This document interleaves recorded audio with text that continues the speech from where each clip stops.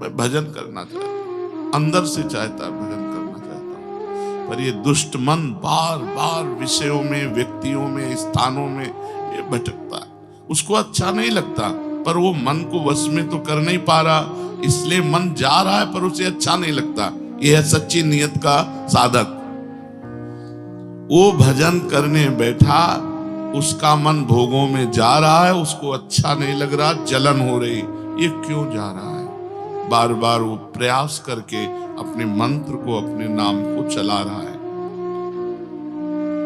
उसने जो ही भजन के लिए बैठा, तो भगवान ने भजन करने के पहले से ही उसको अपना मान लिया भजनानंदी। यहां वर्णन करते हैं कि जैसे कोई धनी आदमी किसी को नौकरी के लिए लावे, लेबरी के लिए, और कह दे यहां तुम बैठो, हम काम बताएंगे, और पूरा दिन हो गया उसको कोई काम नहीं बताया, तो शाम के 5 बजे जब वो चलेगा, मालिक से कहेगा हमारे 500 रुपए दीजिए। कहेगा किस बात के? बोले बैठने के। आप हमें लिवा के लाए, आपने कोई काम नहीं बताया, और हमारी तो दिहाड़ी आपको देनी पड़ेगी। तो ईमानदारी से उसको 500 रुपए लेबर को देने पड़ेंगे, क्योंकि वो तो आप बुला के लाए और कहा यहां बैठ जाओ, वो बैठा है। अब आपने कोई काम नहीं बताया तो कोई काम नहीं किया, पैसे आपको देने पड़ेंगे, पेमेंट आपको देना पड़ेगा। ऐसे ही तुम सारे दिन प्रभु को अपना दिए हो, सुबह से लेके शाम तक वाणी पाठ, नाम कीर्तन, भजन, इसके बाद आपका मन नहीं लगता, तो जो मन लगने का फल है वो आपको प्राप्त होगा। भगवान बेईमान नहीं है, भगवान ईमानदार है, और भगवान सर्वज्ञ है। जानते हैं कि ये मेरा भजन करने का प्रयत्न कर रहा है, पर मेरी दुरंत माया के कारण इसका मन भजन में नहीं लग रहा है, तो भगवान उस साधक को भजन का वैसे ही फल देते हैं जैसे फल मन लगने पर। क्या फल मिलेगा? उसका मन लगने लगेगा। भजन का फल क्या मिलेगा? उसका मन लगने लगेगा। पहला, ईश्वर अनुग्रह, ये अनुभव होगा उसको, मेरे ऊपर भगवान की बड़ी कृपा है, मेरे ऊपर भगवान की बड़ी कृपा है, श्री जी की बड़ी कृपा है। ये बार बार अनुभव होगा, भगवद अनुग्रह अनुभव पहला। और दूसरा फल क्या होगा? भगवान की सत्ता में अपने को लीन देखना। ये फल मिलेगा। जो ईमानदारी से भजन करने में बैठता है पर मन नहीं लगता, तो मन न लगने पर भी उसे कुछ दिनों बाद ये अनुभव होने लगेगा कि श्री जी की हमारे ऊपर बड़ी कृपा है, और फिर श्री जी की मधुर महामंगलमय रूप में वो लीन होने लगेगा, अपने आप मन उसमें लगने लगेगा। इसमें भगवत जो दर्शन है, इन इंद्रियों की ताकत नहीं है कि भगवान के दर्शन करने, जो अभी इंद्रियां हैं, नाम जप के द्वारा, मंत्र जप के द्वारा इनका मार्जन होता है, इनमें चिदानंद ताकत आती है इन इंद्रियों में। स्थूल इंद्रियों से भगवत रूप दर्शन नहीं किया जा सकता।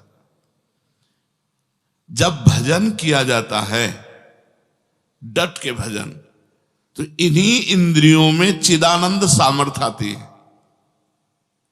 और इन्हीं नयनन सब सुख देखे, अपनो जन्म सुफल कर लेखे, उसे अनुभूति होने लगती है।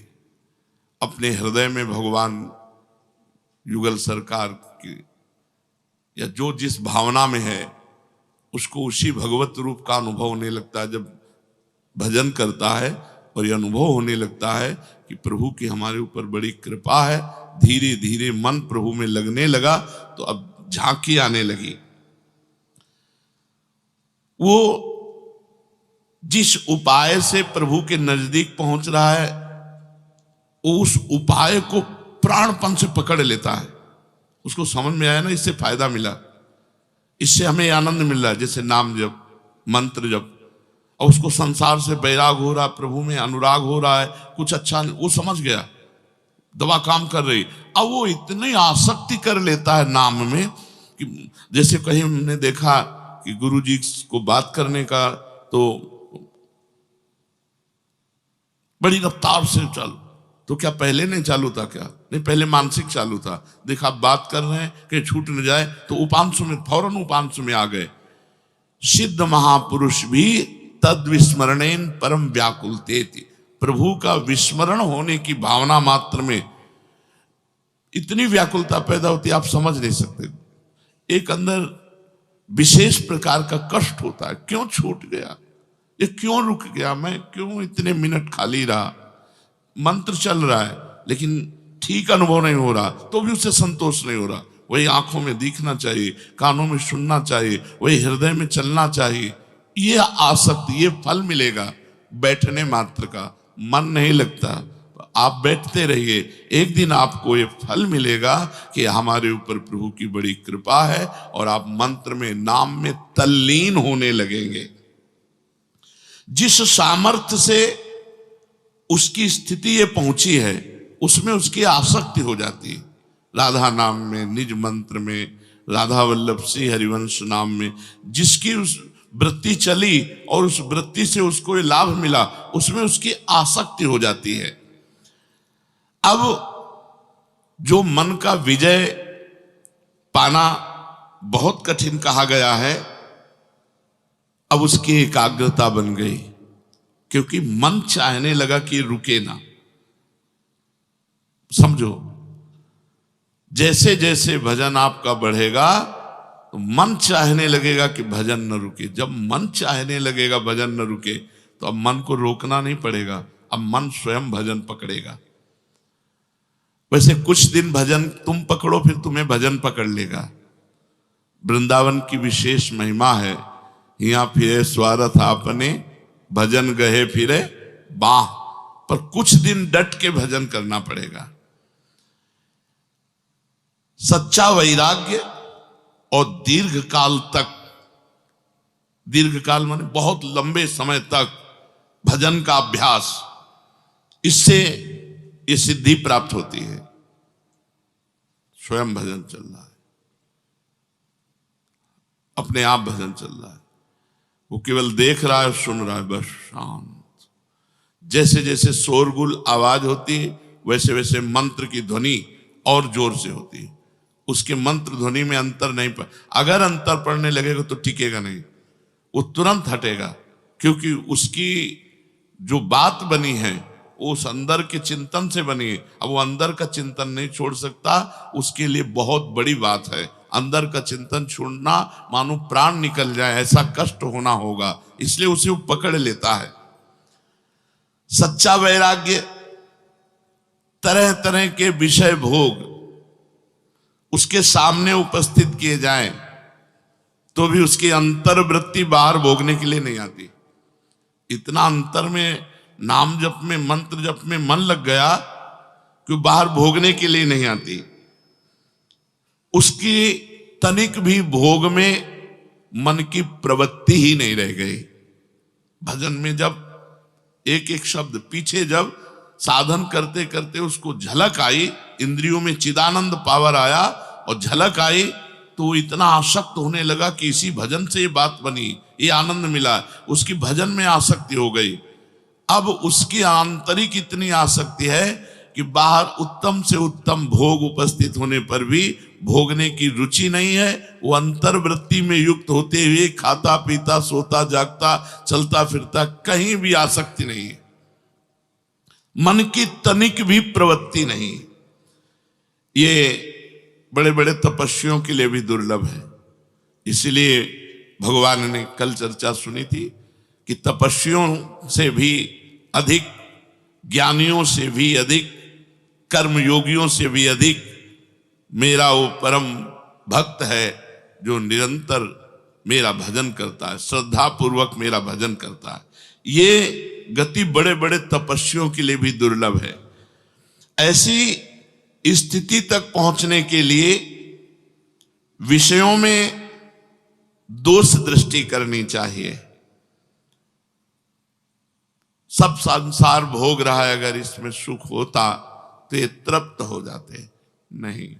हे भगवान, मेरे हृदय में विषय स्फुरणा ना हो। हे भगवान, कभी मैं विषयी पुरुष का संग न करूं।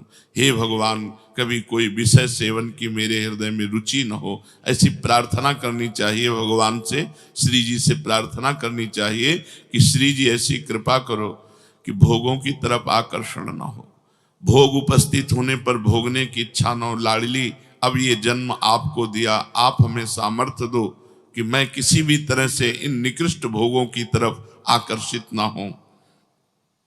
और चित्त को बार बार नाम में, मंत्र में लगाना, चाहे कोई भी हो,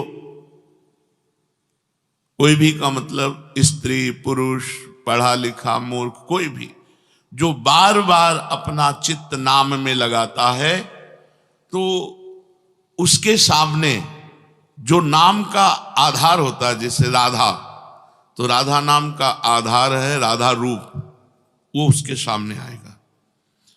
राधा रूप सामने आते ही क्या दशा होगी साधक की, जहां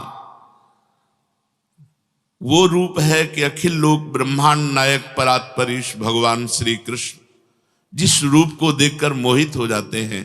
और ऐसे मोहित होते हैं कि एक पल भर के लिए भी पलक झपना उनको असह्य होता है। ये अली प्रिया बदन अंबुज रस, अटके अनत न जात, कहा कहो इन नैनन की बात।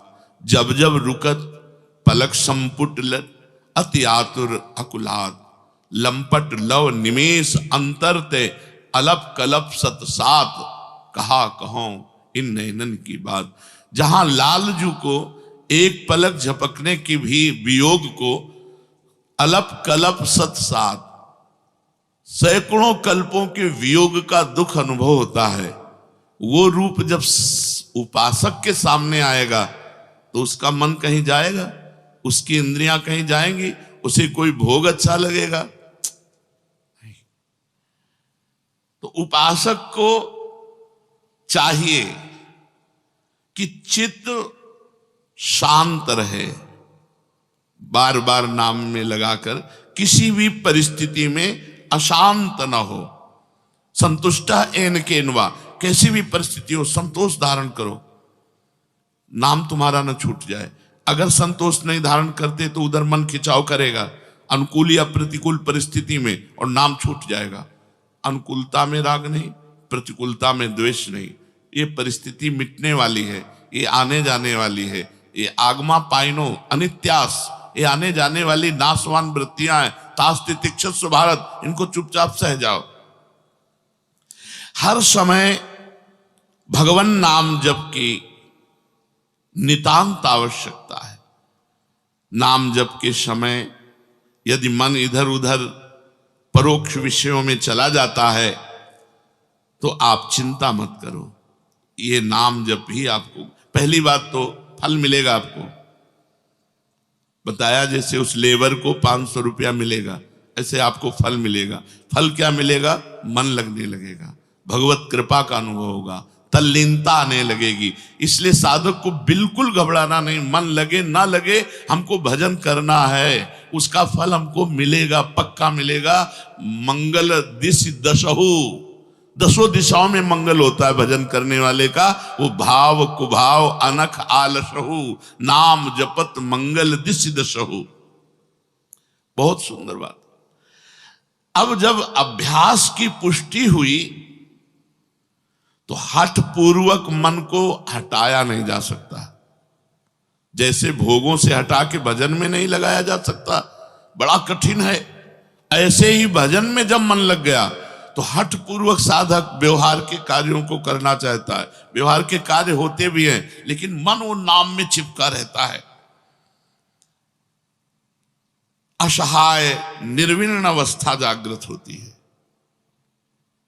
खिन्न, कुछ अच्छा नहीं,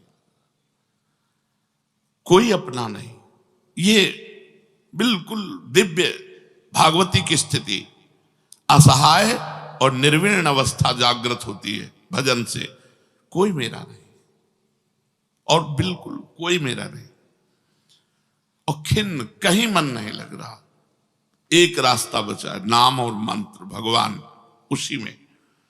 जब उसका गाढ़ चिंतन, तो इतना आकर्षण बढ़ता है कि प्रभु को घसीट के आना पड़ता है।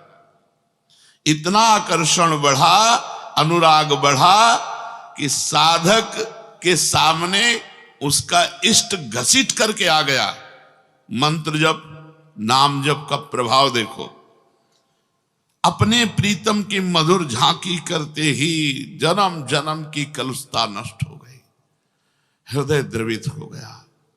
अब बस आह भर के रोना, सिसकना, पुकारना, तड़पना, बस यही बकाया रह जाता है। एकांत में बैठे कभी चिल्ला के रो पड़ा। धीरे धीरे इष्ट देव का इतना अनुग्रह हुआ कि वो जिधर देखता है उधर वही दिखाई देते हैं। पहले तो हृदय में साक्षात्कार हुआ, फिर अब जिधर देखता है उधर, जिधर वस्तु नहीं, वस्तु की जगह वही दिखाई देता है। जिससे गोपीजन कहती, जित देखूं तित श्याममयी है। मैं जिधर देखती हूं उधर मेरे श्याम सुंदर ही दिखाई देते हैं। यहां तक पहुंचने के लिए साधक को साधना की सीढ़ियों से चढ़ना होता है, उसे अपने चिंतन को बचाना होता है। अतः साधक खास बात चिंतन की रखे। आप सेवा कर रहे हैं, चिंतन क्या हो रहा है आपका? श्री जी की एक एक अंग की एक एक सेवा का चिंतन हो रहा तो सेवा ठीक हो रही। अगर सेवा के सिवा कुछ अन्य चिंतन हो रहा, सेवा हो रही, तो रुको, पहले नाम चलाओ, मंत्र चलाओ, पद चलाओ, श्री जी की सेवा का चिंतन करो। श्री जी की नथ ऐसी, श्री जी की बेशर को ऐसे पहनाना, श्री जी की पत्रावली ऐसे करनी, श्री जी का ऐसा, पहले पूरा दिमाग में लाओ, पूरा चिंतन करते हुए फिर श्री जी की से। खास बात साधक को इस स्थिति तक पहुंचने के लिए, सर्वत्र भगवत दर्शन के लिए चिंतन समा। इसीलिए गीता जी में भगवान ने चिंतन पर जोर दिया। अनन्य चिंतयन्तो माम अनन्य चेता सततम।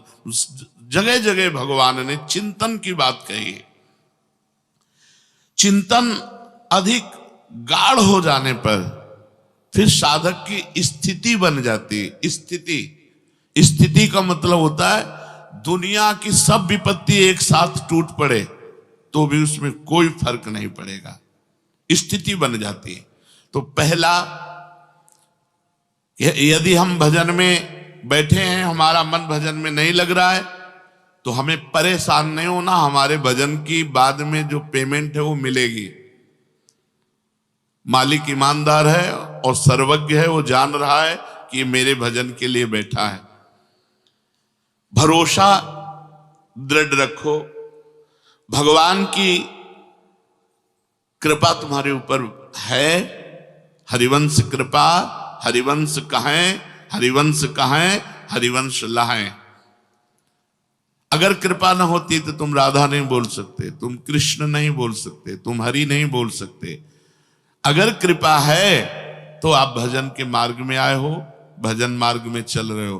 खूब हर समय अनुभव करो हम पर कृपा है।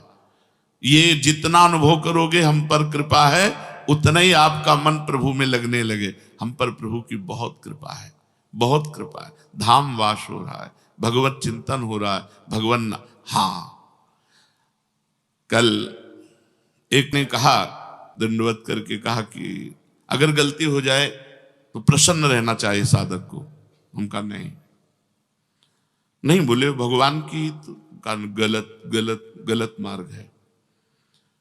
गुण तुम्हार समुझे निज दोषा, जेहि सब भांति तुम्हार भरोसा। गुण है तो मेरे गुरुदेव का है, मेरे श्री जी का है। अगर दोष है तो मेरा है।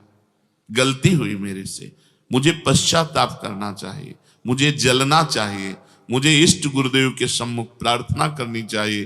प्रभु आपके भजन मार्ग में चलते हुए आप तो सर्वज्ञ हैं। देखो हमारे द्वारा ये गलती हो रही नाथ, असही है, कब तक ये गंदगी बनी रहेगी। आपका कहलाकर कहाँ प्रभु माथा रगड़ रहा हूं, कहाँ नीच विषयों की तरफ जा रहा हूं। नाथ आप कृपा करो। गुण तुम्हार समुझे निज दोषा। हर परिस्थिति में, प्रतिकूल अनुकूल, मान अपमान, लाभ हानि में, इन द्वंद्वों में प्रसन्न रहना चाहिए, ना कि अपनी गलती करके प्रसन्न रहना चाहिए। अगर हम गलती को प्रसन्नता में ले जाते हैं तो फिर वो गलती कभी छूटेगी ही नहीं, क्योंकि हम गलती में राजी हो गए। हमें गलती में राजी नहीं होना। भजन मार्ग में चलते हुए हमको ये सावधानी रखनी है कि यदि हमसे कोई गलती होती है तो हमको जलना चाहिए, हमारे अंदर जलन होनी चाहिए, हमारे अंदर दुख होना चाहिए, प्रभु से विनय होनी चाहिए, हाय हाय मच जाना चाहिए, असहनीय हो जाना चाहिए वो गलती, तो वो गलती दोबारा फिर हमसे नहीं होगी। अब दूसरी बात बता रहे हैं मैयासक्त मना के लिए। जब हम भगवान के लिए भजन करने के लिए बैठे तो ये विचार करें कि भगवान सब जगह हैं तो यहां भी है। जहां मैं भजन कर रहा हूं यहां भगवान है, सब जगह है तो यहां भी है। क्योंकि अगर यहां नहीं है तो ये शास्त्र सिद्धांत गलत हो जाता है कि हरि सर्वत्र है, कण कण में है। वासुदेवा सर्वमिति, सब जगह भगवान वासुदेव है। सर्वम खलविदम ब्रह्म, सब जगह ब्रह्म है। ईशावास्यमिदं सर्वम यत्किंच जगत्याम जगत, कोई कण नहीं जहां ईश्वर न हो, ऐसा उपनिषद कहते हैं। तो जहां मैं बैठा हूं भजन कर रहा हूं मेरे भगवान यही हैं, सर्वत्र हैं तो यहां भी हैं। जब भजन करने के लिए बैठे तो ये विचार करें भगवान सब समय में है तो इस समय में भी है, यहां है इसी समय है। अगर इस समय नहीं तो भगवान सब समय में है ये कहना नहीं बनता। भगवान सब में है तो मेरे अंदर भी बैठे, सब जगह है, सब समय है और सब में है तो भगवान मेरे हृदय में भी बैठे हैं। भगवान सब में है, अगर मेरे हृदय में नहीं है तो ये बात सिद्ध नहीं होगी। सिद्ध तभी होगी जब सब में है तो मेरे हृदय में भी है। भगवान सबके हैं ये कहना तभी सिद्ध होता है जब भगवान मेरे भी हैं। उपासक इस बात को ध्यान दे, जब भजन में बैठे तो भगवान यहां हैं, इसी समय हैं, मेरे हैं, वो मेरे हृदय में है, वो मेरे भजन को देख रहे हैं। मन लगे न लगे ये आप जानो, आपके भजन के लिए हम बैठे हैं। अब कोई भी देश काल वस्तु व्यक्ति परिस्थिति घटना क्रिया उसके चिंतन में स्फुरित हो, इसमें भी भगवान है, इसमें भी भगवान है। क्योंकि भगवान से रहित कोई घटना, कोई परिस्थिति, कोई वस्तु, कोई क्रिया, कोई स्थान हो ही नहीं सकता, क्योंकि भगवान सब में है, सब समय में है, सर्वत्र है। अब जब उनमें भगवान देखोगे तो विक्षेप नाम की चीज नहीं रह जाएगी। इसलिए भगवान नाम जप करते हुए प्राण में, मन में, बुद्धि में, शरीर के रोम रोम में, जगत के कण कण में मेरा इष्ट विराजमान है। चिद चिद लक्षणम सर्वम राधा कृष्णमयम जगत, ऐसी भावना करके बैठो, पूरा का पूरा समय आपका दिव्य भजन माना जाएगा। ये तो भगवान ने कहा मैयासक्त मना, मेरे में आसक्त मन वाला। भगवान के आसक्त मन वाला हो और आश्रय किसी और का लिए हो, हमारा कोई आश्रयदाता कोई और हो तो भी बात पूरी नहीं बैठेगी। इसलिए भगवान ने कहा मदाश्रया, मेरे ही आश्रित हो। जिसको केवल मेरी ही आशा है, मेरा ही भरोसा है, मेरा ही सहारा है, मेरा ही विश्वास है, मदाश्रया, केवल मेरी ही आशा, केवल सब सुनो, केवल मेरा ही भरोसा, जी सब भांति तुम्हार भरोसा। मेरा ही सहारा, मेरा ही विश्वास, मेरे ही आश्रित, वो होता है मदाश्रय। हमारा भरण पोषण भगवान से होता है, हमारा जीवन भगवान के लिए है, हमारे स्वामी भगवान है। हमारा कोई व्यक्ति नहीं हो सकता, कोई फोन नंबर नहीं हो सकता, किसी भी तरह का अन्य आश्रय नहीं। हमारा जीवन केवल भगवद आश्रित। जो भी हो, महलों में राखे चाहे झोपड़ी में वास दे, इसके लिए बाबा जी नहीं बने कि सुविधा दो तो हे भगवान हम आपके, नहीं, असुविधाओं की ठोकर खाते हुए भी आपकी पूरे जीवन भर जय बोलिए, तो अंत में थोड़ी अन्य आश्रय ले लेंगे, अंत में तो आपका ही आश्रय रहेगा। मदाश्रया, इसको बात समझ लो। अन्य आश्रय हो तो उसे भगवान के भाव में बदल दो। मेरे भगवान मेरे माता पिता के रूप में मेरा भरण पोषण कर रहे हैं, मेरे भगवान मेरे रिश्तेदार के रूप में आकर मेरा भरण पोषण कर रहे हैं, मेरे भगवान इस रूप में आकर मेरा भरण। लेकिन भरोसा भगवान का, ना तो माता पिता का, ना रिश्ते नातों का, मेरे भगवान इस रूप में मेरा भरण पोषण कर रहे हैं। अपना भरोसा केवल अपने इष्ट पे हो तो दो बातें, मय्यासक्त मना, भगवान में मन हमारा आसक्त हो और भगवान के ही हम भरोसे हो, तो भगवान कह रहे तब वो मेरे को पूर्ण रूप से जान पाएगा। संसार में आश्रय बहुत जल्दी ले लेते हैं, धन का, संपत्ति का, वैभव का, विद्या का, बुद्धि का, योग्यता का, कुटुंब का, मित्र का, ये सब नाशवान है, इसका आश्रय सब लिए हुए हैं। सब कोई अंगुली पे गिना जा सकता है जो मद आश्रया है। केवल भगवान का आश्रय है, केवल भगवान का भरोसा है, केवल प्रभु का सहारा है, अन्य कोई सहारा नहीं। धन का, संपत्ति का, वैभव का, विद्या का, बुद्धि का, योग्यता का, कुटुंब का, ये सब आश्रय, ये नाशवान है, मिटने वाला है, स्थिर रहने वाला नहीं, सदा रहने वाला नहीं, सदा के लिए पूर्ति तृप्ति कराने वाला नहीं। परंतु प्रभु का आश्रय नहीं लेते क्योंकि भूल में फंसे हैं, सत्संग नहीं मिल पा रहा, उनके कानों में सत वचन नहीं पहुंच पा रहे, इसलिए उनका आश्रय नहीं छूट रहा, इसीलिए वो बहुत परेशान है। क्योंकि विनाशी है वो और विषम है वो, विषम विनाशी और दुख, तो अशांत चित्त में सुख की कहाँ स्फूर्ति होती है। वो बड़े चिंताग्रस्त रहते हैं, निगेटिव बातें नाना प्रकार की, वो बहुत ज्यादा सोचने वाली बातें, और बहुत लोग तो डिप्रेशन में बहुत परेशान, और बहुत जो अभी अपने को सुखी मानने वो आगे परिणाम में दुख भोगेंगे कि हम तो बड़े सुखी, हमारे लड़का बढ़िया अच्छे हैं, हमें नौकरी बढ़िया मिली हुई है, बड़ा रुपया पैसा, तुम मरोगे नहीं क्या? और ये परलोक जाएगा नहीं तो अशांति तो होगी। एकमात्र भगवान का आश्रय, किसी अन्य वस्तु, व्यक्ति, स्थान, किसी भी का आश्रय ना हृदय में हो, और गाढ़ चिंतन भगवान का नाम का, भगवान के मंत्र का, तो वो रूप की झांकी, रूप की झांकी के दर्शन का मतलब है वही छप जाना।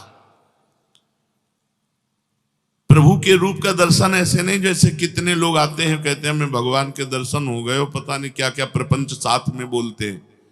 जीव ही एक बार भगवान का साक्षात्कार होता है, जीव की अविद्या नष्ट हो जाती है, दिव्य ज्ञान स्फुरित हो जाता है, और नेत्रों में वही बस जाते, छप जाते हैं। पिय मूरति नैनन बसे, तेहि रस रहे समाए। एक एक शब्द देखो, तेहि रस रहे समाए, पिय मूरति नैनन बसे, प्रीतम की मूर्ति नेत्रों में बस गई, तेहि रस रहे समाए, उन्हीं के रूपानंद में, भगवदानंद में मन डूबा हुआ है। ये लक्षण सुनी प्रेम के और न कछु सुहाए, और न कछु सुहाए, फिरे रस मद मातो कुटुंब देहते जाए, छूट सब ही विधि नातो, जहां जहां पी की बात सुनय खोजत तिन गैनन, हित ध्रुव छिन छिन ले, प्रेम जल भरी भरी नैनन। बार बार वो अपने प्रीतम की रूप माधुरी नख शिखलों अनुभव करता है। ऐसा रूप, ऐसा आनंद, अश्रुधारा बह रही है। फिर अपने रस मातो, जो अपने प्रिया प्रीतम है उन्हीं के रस में डूबा हुआ, कुटुम देह ते जाए छूट सब ही विधि ना। तो ये गाढ़ स्थिति मैयासक्त मना हमें, जब प्रभु में आसक्त मन हो जाता है तो कृपा की धारा खुल जाती है। वो ऐसे प्रवाहित करके प्रभु के समीप पहुंचा देती, उठते बैठते चलते फिरते खाते पीते हर समय केवल प्रभु। इसलिए निराश मत होइए, उदास मत होइए। यदि विषय आकर्षण हो रहा है तो धैर्य रखिए, भजन की कमी है। मन चंचल हो रहा है, धैर्य रखिए, इसका फल मिलेगा आपको।